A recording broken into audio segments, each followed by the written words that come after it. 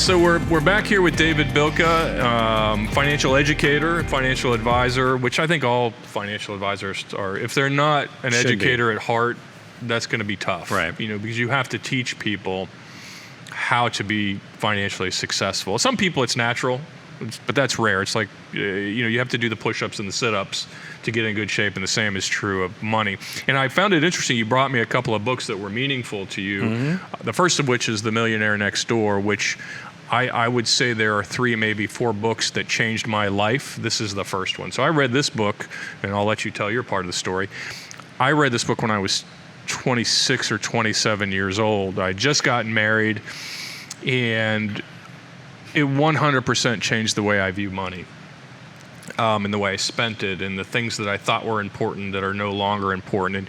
And there's so much gold in here. If you can, in my opinion, if you can only read one book, like this is it. This is the only book you can read about money, and then you're not allowed to read any more, which unfortunately too many people take to heart. This is the book. So tell me about your experiences with this book and why you think it's so important. Yeah, and that would be, like you just said, the number one book to read for anyone. And I'm reflecting, I think I was literally 26 as well when I read the book, because I just got married and I was 26. Yep, same thing. And I had my first real job. And so the premise of the book is, The Millionaire Next Door is, there's people who are in your neighborhood who live around you who are millionaires and you would never know it. Right.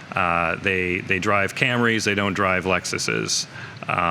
They have old suits, they don't have the nice, super shiny ones. They have a regular watch, they don't have a Gucci, right?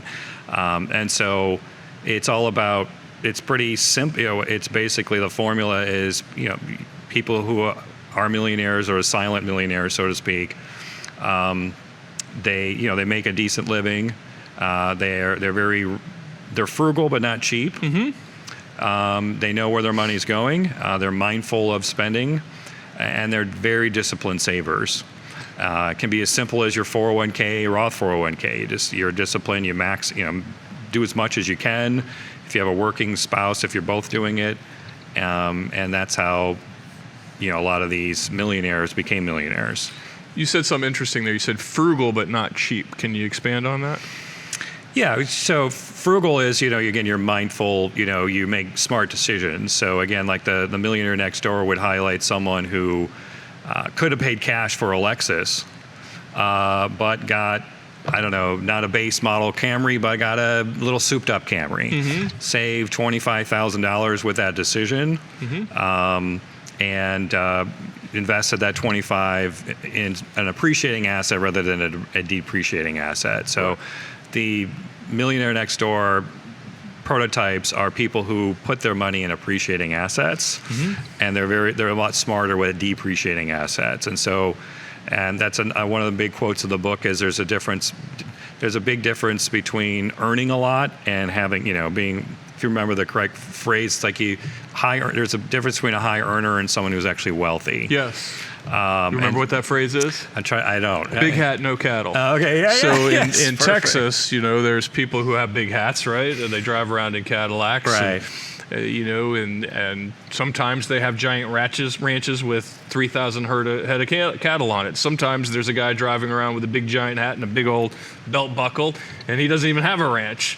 Right. And they call that guy big hat, no cattle. That applies here, where you see the person. We've all seen the person with the Porsche, right? And everybody thinks that guy's got it figured out. He rolls up to dinner and he gets out and he's slinging the keys to the valet and comes and goes, and we all think, well, that guy. But more often than not, that guy couldn't write you a check for $10,000. He's leasing that car for $1,500 a month. Right. And it's a depreciate. I don't care if it is a Porsche; it's still a depreciating asset. And that guy's big hat, no cattle. There you go. So, and then building on that, putting your money in appreciating assets. So that's where I look at, one of the fun things when you're a financial planner like we are, is we deal with people from all walks of life, and I learn from my clients. And so I came from an educational background, and it's a very different mentality being a teacher than being an entrepreneur.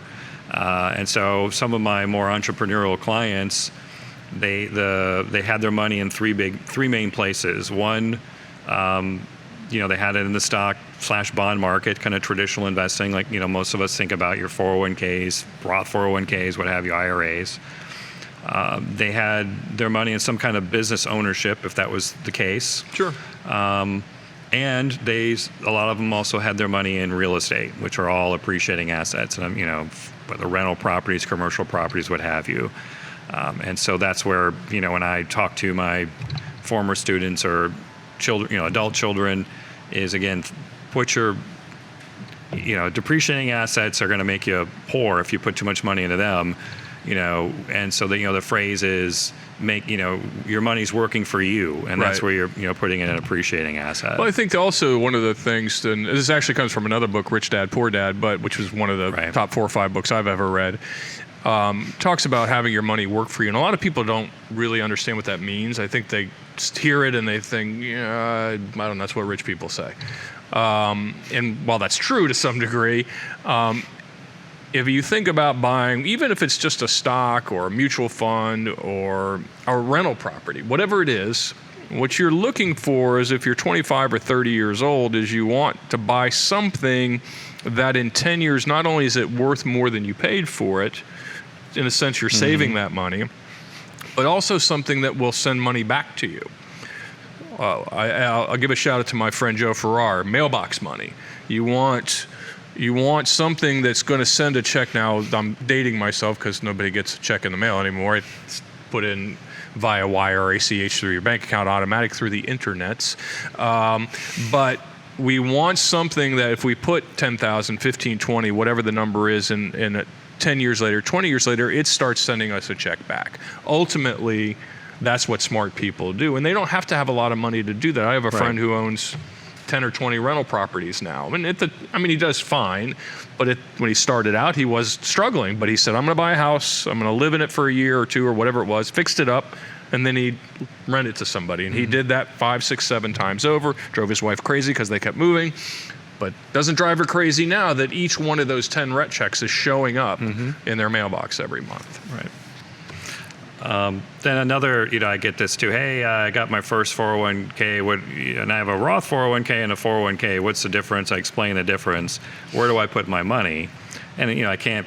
Of course, you have to know the situation, more specifically. But generally speaking, not sure if I can say this with compliance, but I'm a huge fan of Roth 401ks and Roth IRAs. You can say whatever you want.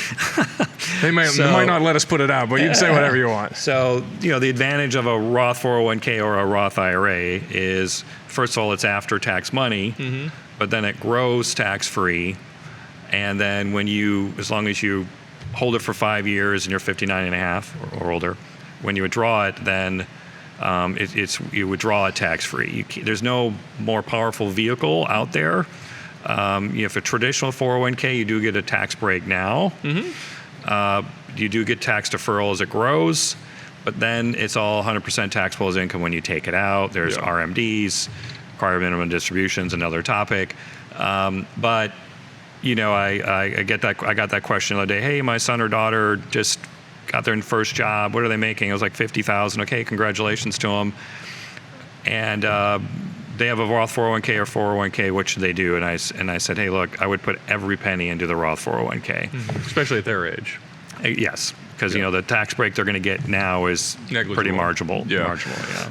Well, let's talk about the Millionaire Next Door for another second. Sure. So one of the things about this book that I really like is the statistics you were starting to quote earlier. So the number one vehicle, and I'm quoting from memory, and it's been a while, but I believe the number one driven vehicle by a millionaire next door type, and let me define that for you. A millionaire next door is not somebody who inherited money. Right. It's not somebody who won the lottery. It's not somebody who invented something and is now Mark Cuban or Bill Gates. These are people that own plumbing companies. These are people that may have been an insurance agent or a physician, or they didn't make $1 million a year. They made $100,000 a year, $70,000 a year, $90,000, but they never moved. They didn't think, well, my house is only 2,200 square feet, and the second I get a chance, I'm moving to a bigger box. On average, they live in the same house their entire lifetimes. They may end up with a second home somewhere, a modest second home, but on average they live in their house 20, 30, 40 years. And going back to the vehicle, the number one driven vehicle by millionaires is a Ford F-150. Yeah.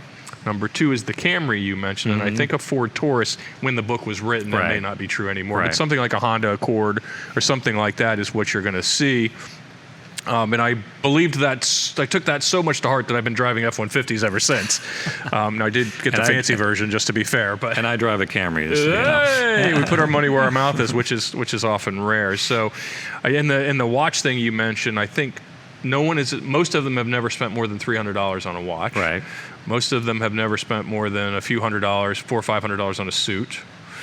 And I'm trying to, there's a few gems in there. But if you want to drive around a neighborhood where, blue collar, maybe slightly upper middle class type people live, but they're not fancy homes, find the best manicured lawn.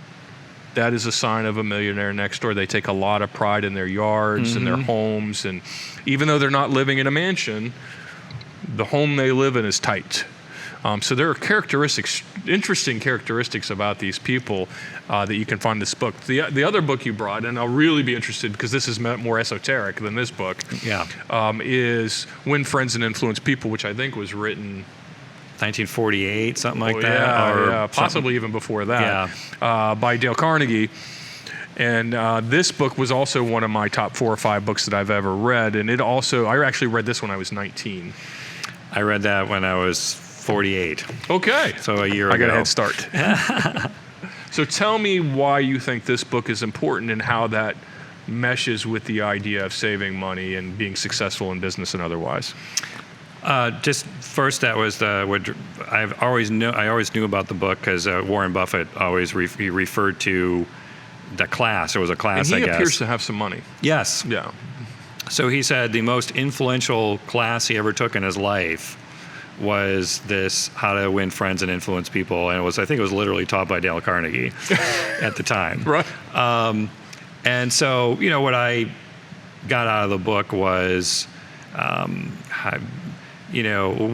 of the chapters was stop arguing with people, and not that I've been this argumentative type my whole life. Yeah, you don't strike me as but bar fight kind of guy. And it's not suggesting never say your opinion, just be a stiff, no. Yeah. But it's I think it was more along the lines of when you're dealing with people and someone makes a mistake or someone does something that's not accurate. If you go after them or you do it in a non-diplomatic way, what have you, inevitably people are going to be defensive. And then the conversation shuts down, so on and so forth. So that's, again, I don't go on Facebook and argue with people. I don't call my cousins and relatives and yell at them for whatever their views are. It's a thing. But, that's just something that, I took to heart where, okay, I'm dealing with a situation where a client doesn't understand something. And it's very common because our field is pretty broad and you're dealing with a lot of things. And the one constant in tax law and estate law is it changes. Yes. And it wasn't that long ago, probably, I didn't know the answer either. And so I just, you know what, be very respectful and professional toward that person and put yourself in their shoes. I mean, sure. It's common sense to how you interact with people, but sometimes you lose sight of it, and especially in our kind of contentious, got to argue about everything. I had noticed society.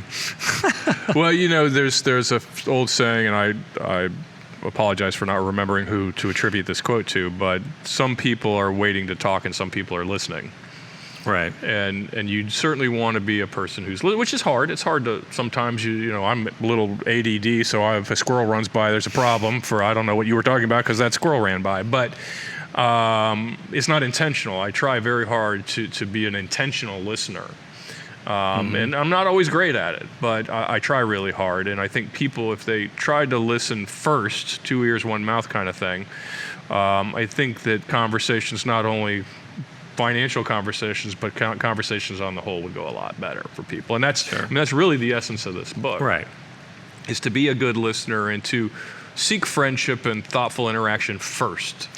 Right. You don't have to be the sage on the stage and always know all the answers. And thank goodness, because I don't know all the answers. Sure. There's plenty of answers I thought I had that are no longer hold true. So I think this pandemic is teaching us that there are things many of us don't know, if not all of us. So, well, that's fascinating. And I read somewhere the average American reads less than one book every 4 or 5 years. Most people go to high school or college and they're forced to read, and it leaves a bad taste in their mouth because the stuff they're reading they're not super excited about. And that's a shame, because there's so much education in dead people. Carnegie and Jefferson and whoever it is you're reading, Benjamin Franklin. Books are just a wonderful resource, and if people, and now we have Audible, right? You don't even have to read them.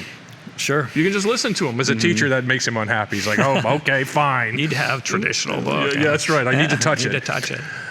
So thank you, David. I think this is extremely important, and maybe it doesn't tie directly to money, but in a way it does, because what I find, and I'll let you respond to this before we go, is that the most successful people I know financially, and I'm trying to think if there are any exceptions, but I can't think of any off the top of my head, lead with humility. They're curious. They want to know more. What did you read? What did you learn? What did you hear? Who do you know? How does that work? They don't come in with, well, I already know everything, so I hope this isn't a waste of my time, Scott. Sure. Those people almost never have any money. And if they do, they don't generally keep it for long. The people who write books like these, the people who are sharing, Warren Buffett is willing to tell you anything and everything. Most people don't listen, because his answer is, well, work hard, be smart, save, buy good things, buy quality, take your time. And everybody's like, well, that's not what I was looking for. I was looking for the quick fix. What stock do I buy that's going to triple tomorrow? I mean, is that kind of how you feel about it? Sure. Yeah. So, all right. Well, anyway, David Bilka here, educator, financial advisor extraordinaire. Thank you, David, Thank you, for Scott. being here. And we'll COVID do the COVID bump. handshake. We'll do the air shake. All right. The books are When Friends Influence People, and I would say if you have children, give them $100 to read this book. It'll pay off for you. And give them another $100 to read this book, because it'll be a good investment on your part, because they won't be living in your basement at 35. So, thank you.